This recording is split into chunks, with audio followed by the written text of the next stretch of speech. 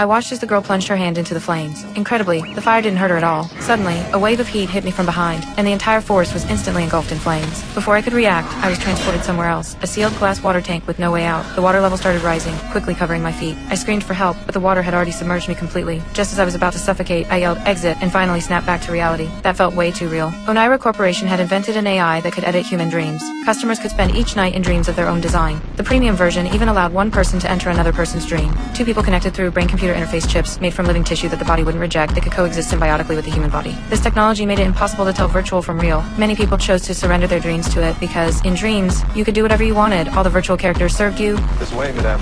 And you could experience the lifestyle of the rich. But the dreams were too realistic. Many customers became addicted, losing track of time. One man had already been in a dream for 2 weeks. If this continued, he would actually die in his dream. There were already 7 cases like this, and the number was growing. If they were forcibly awakened, their brains would suffer severe, irreversible damage. 7 users might not sound like much, but they'd all fallen into comas because of the dream program. If someone died in a dream, investors would pull out and the company would lose everything. The CEO decided to activate the upgrade version, which was still in the experimental stage. The retired chief found me Kent. I used to be a hostage negotiator who'd saved countless lives from dangerous criminals. Though I'd switched careers to become a relationship counselor, I still had the skills. The chief handed me a business card for Dreamspace. He knew I'd left that line of work for certain reasons. But what if Dreamspace could take me back to before everything changed? In there, I could go anywhere I wanted, even bring back the person I love most. I accepted the invitation and joined the company. As a negotiator, my mission was to pull those customers addicted to their dreams back to reality. The engineer drew the upgraded chip from a petri dish with a syringe and positioned it against my arm. In less than a second, it was implanted without leaving any wound. The chip traveled through my bloodstream to my brain. I stood admiring what looked like a living painting. This was actually the dream's exit. Dreamers could use it to return to the real world. Paul was the chief oneirologist. I'd never heard of that profession before. Basically someone who studies dreams. Customer dream frameworks were all designed by them. Regular users could enter these preset dreams, while VIP users could add anything they wanted within the framework,